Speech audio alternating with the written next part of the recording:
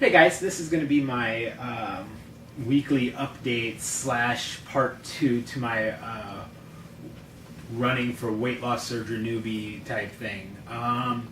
So kind of my quick update is I'll just tell you that, you know, I'm still losing weight. I've lost a couple more pounds this week, so I'm down to like 214, and I am, you know, which is good because I've been a little bit, you know, non-motivated. It's actually, I've been anti-motivated. It's like I signed up for all my races this week for my race season, and I just started freaking out at the whole thought of it. And so I liked last season where it was just kind of like, yeah, let's do another race. And so I'll sign up for one and do, you know, train and then do that one. Signing up for all of them and looking at them, it's like, oh. So I have like 10 that I'm signed up for right now. And yeah, so it's daunting. I think that looking into, you know, my doing a 5K, 10K, it's not even, you know, worth talking about for me right now. But when I start looking at the triathlons, it's kind of like the sprint, the Olympic, I'm pretty confident in. But when I'm looking at the half Ironman, I'm like, what am I doing? What am I thinking? You know, I have a couple 10-miler runs. I have a couple half marathons, and then I have my half Ironman. And it's like, I haven't ran a half marathon, you know, so it's kind of like, I know I can do it, and I've went out and ran that far before, but it was murder to me at the end, you know. And of course, I wasn't properly fueling and stuff like that, but so I got a little freaked out and kind of like froze up. And then yesterday, I actually went to go get on the bike and start training, and my Garmin crapped out on me. So luckily I got online, and Garmin said that they'll send me out a new one as soon as they get this one. So I sent it in to them because there's nothing they could do. They said, yeah, it's shot. And I started thinking at that moment, I said, you know, why don't I was like, I've had a couple of issues with it. It's a touch bezel one. It's the 405. And I've had a couple issues with it. They're not as sweat resistant as they need to be.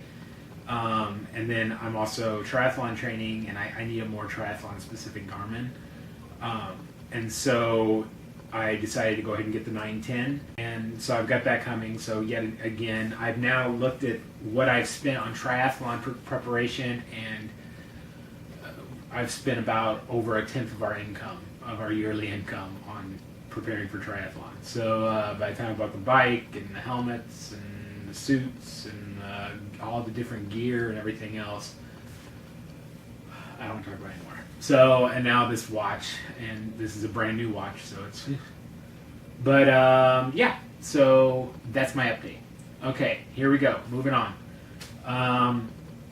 So I've got a lot of responses from my first series with the weight loss surgery running tips or whatever. One of the biggest ones I got, the responses that I've got, is about breathing techniques.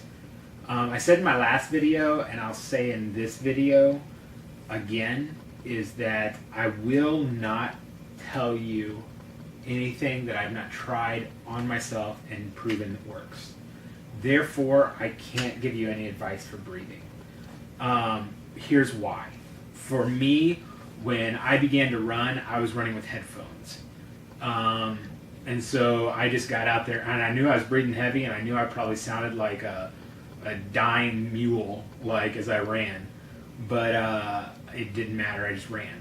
There was a couple times I'd run by this one guy's house where it was like him and his college buddies. I think they all rented this house or something, and they were always out every night throwing footballs and stuff, and I'd suck it up and make sure. I mean, that's about the only time I really cared about my breathing. There are different techniques, and, you know, it's supposed to be like, you know, it's like 1, 2, breathe in, 1, 2, breathe out, like steps or something like that. And I'm just like, I don't know if I fly with that. Just think about it. Really, about my only advice is just, you know. But you have to understand that when you're starting to run, you're probably out of shape, and you're going to breathe heavy because your body is like, what the freak are you doing, man? I had couch and lay down for a little while. Like, what are you doing? That's what your body's thinking. And so you're going to breathe heavy, and it's just, you just got to get through it. It's just like with anything. It's like, if you think you're going to leave your house and run 5K, which is 3.1 miles, if you think you're just going to go out and run that and come home and, towel yourself off from a little light sweat and, sit down and have a cold beer while you watch the sunset, it's not going to happen. You're going to, it's going to be one of those things where, if I can just run to the next stop sign, Lord, I promise that I'll do better next time. That's what you're going to be like. And it's okay. That's okay. For me, I got, and then this leads me to the next area. Is, how did I start, and how did I do Couch to 5K, anything? I thought I said it in the last video, but maybe I didn't, and it was a long enough video that you're going to miss parts. So I'll say this again.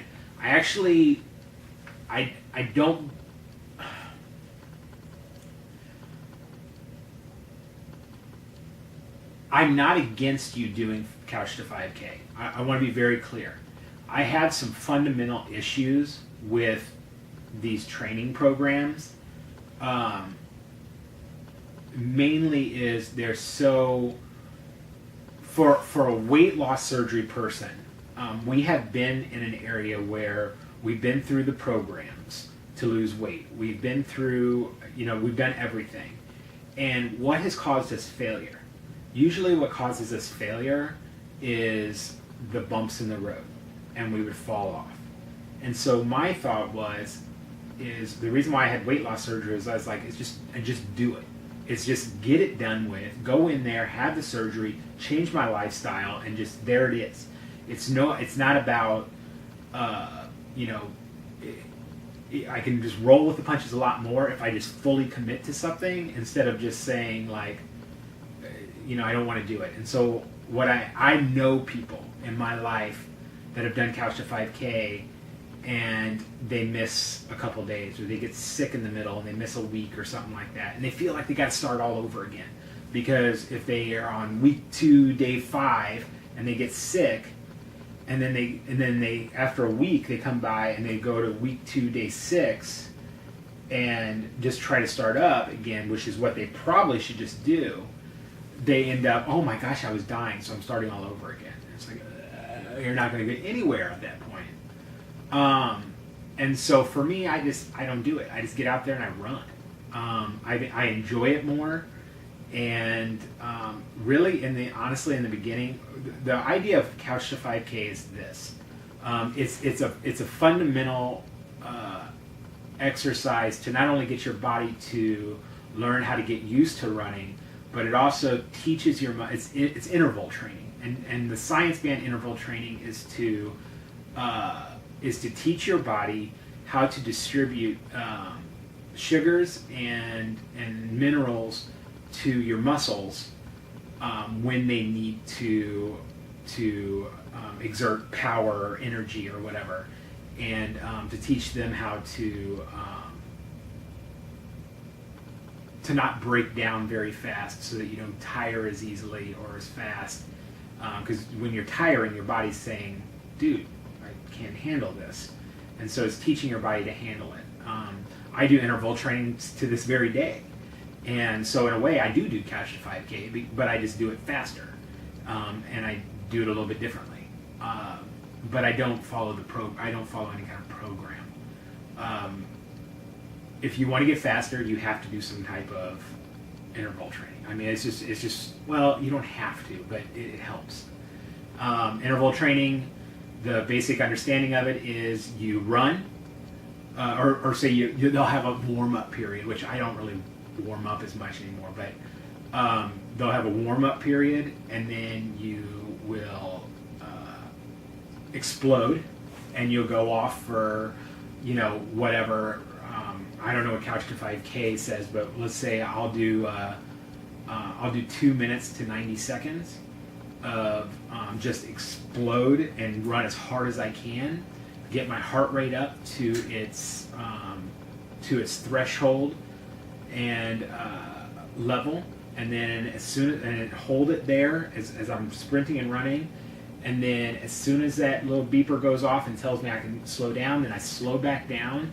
I don't stop. I just come down gradually, come down to where my regular pace would be, and which is just still a good run, and then bring my heart rate back down, and then I get into this area about 160 or so in my heart rate, and then as soon as I feel like I'm good, I caught my breath, then boom, I do it again. And so now I think Couch 5K, you come down for a certain time limit and then explode, which is just as good. So so that's basic interval, and what it does is it teaches your body to get used to those big amounts, distribute sugars throughout your body, spread everything around, and then your body gets used to it and ready. And then what you find is that your heart rate's used to it and everything, and then slowly you start to, where your baseline is, starts to gradually increase. So now you can run a little bit faster and a little bit longer and a little bit harder. And then when you start doing interval trains, you're just doing it on top of that. You just keep on. It's like a step. You're just building on top of that. And so that's what that's something that you can do. My encouragement is really just get out there and run. And find your pace. That's the biggest thing for me. Is I did a lot of the run real fast, and then pant for a couple blocks, and then run real fast and pant for a couple blocks, and then after a mile or so, then just walk home. Wherever I'm at, walk home. That's what I did. What I started to do to train myself, now I don't need to. So now I do a circle, kind of a straight line circle, where almost like I run one way and then turn around and just come back, and then that will be my mileage. It's easier to do that when I run. It's easy because you run to a certain point and you're like, okay, I've ran 3 miles, or 3.1 miles, and I'm running a 10K. So if I stop right now, turn around and come back, or just do a UE and just come right back, then when I get to my house, I'll have completed a 10K. That's easy. That's what I can do now. That's a good idea. Also, when you leave your house, don't run around your block 5 times. Go away. Because why? Because you got to come back. And the further away you get from your house, the further you got to come back. And so it teaches you that, hey, I'm stuck out here. And that it's totally different. That's why treadmills, it's like when you're on the treadmill, you get to this point where you're like, I just want to turn this off and get off this thing. Well, why? Well, because I'm surrounded by all the other things I want to do right now in the gym, and I don't want to do this treadmill. I'm getting bored. And so you don't get so bored when you're 4 miles away from your house. You're like, I just need to get home. And I don't have a choice. I got to get home. And so run away from your house. So that's how I kind of started. In my next video, I'm going to talk a little bit more about form running and show you what my trainers have been teaching me. I don't see a personal trainer. I actually have coaches, and I have a therapy. I go to a physical therapist who's a running coach, and he works with manual therapy, which is where they actually work your body and cause your body to learn how to activate muscles and stuff like that. And he specializes with triathletes and marathon runners. And so he has been working with my core a lot and showing me some exercises that I do on a regular basis that have helped make me faster and also save my legs in my run. And so I'm going to show you that. My wife is we're going to go out this weekend, and she's actually going to film me running. So as long as it's not pouring down rain or something like that, because I don't want to ruin the camera. But so I'll give you some of that, and then I'll show you some exercises and stuff like that to help you get a better form, but also kind of teach you the idea of what running's all about. So that's that. I do want to say also, when you're starting out, I use one of these, and my kid just got a hold of it and ripped it up. So these are these desk counters that you can buy, and she really ripped this up. So this was January. I didn't get it started until February, my new one. But what I do with this is I have it real big and I put it on a wall. Actually, in this room behind the camera is where my bike is set up and my whole running area and everything. So I post these on the wall. I line them up along the wall, and they have my workouts for that day. And one of the things that, like, I had sent Sam a message about saying good job on taking a rest day, and I know he's been worried about having a rest day. Rest days are important, and so sometimes you have to discipline yourself in your working out, your exercising, and everything. To say, hey, what am I doing today? And so what I do is I work out. Today is a tempo run for me, and so it's just kind of keeping my pace, keeping it steady, and going out. And then I'm doing my long swim tonight. And so that's on the docket for today. Yesterday was a tempo bike, and I did a tempo bike, and I did strength training.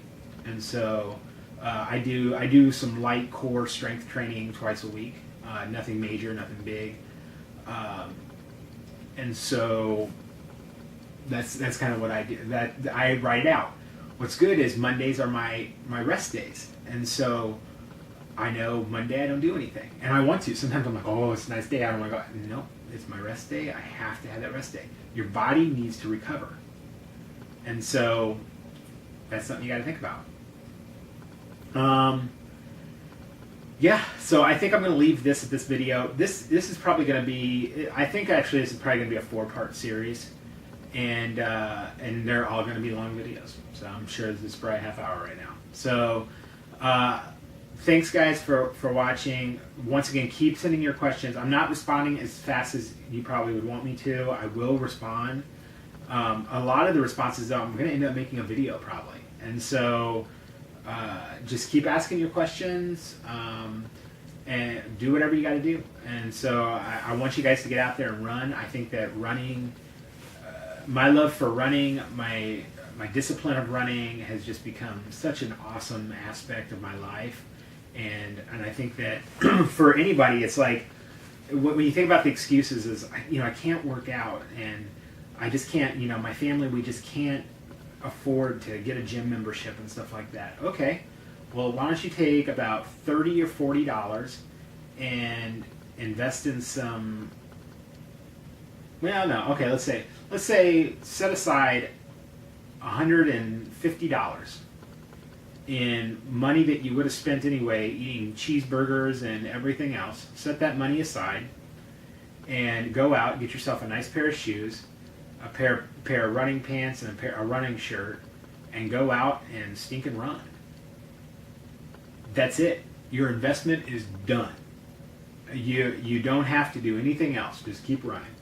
Now, strength training and all that's important, especially in the beginning of weight loss surgery, because your body is attacking muscle and tearing up muscle. And I personally know people that have had like gastric bypass that are physically weak because of the amount of muscle that they've lost, that they didn't try to regain and build. And so it can affect your running, and it can make you a little bit slower of a runner. I don't think in the beginning, but eventually it can. And I know that there were certain areas of my legs and stuff that I had to do strength tests on and found that they were weak, and I needed to build them up. And so, so just,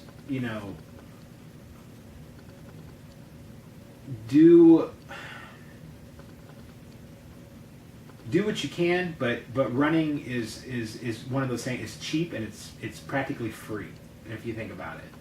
And so just make the initial investment, and then you're basically done. And I mean, every few months you might have to go out and buy shoes again.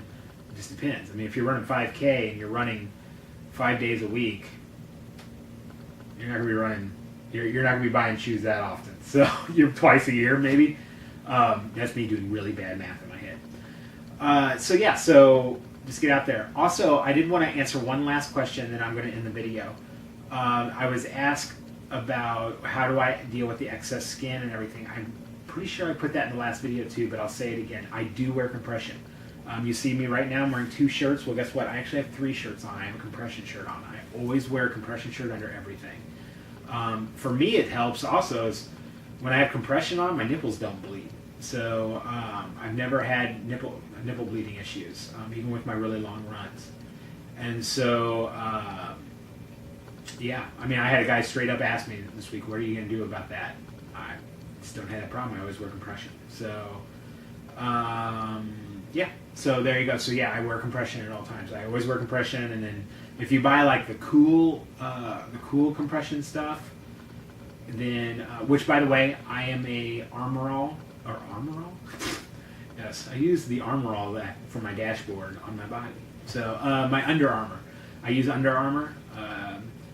Nike Pro Combat that is fitted, not compression usually, and I find that it loses its tightness after a while.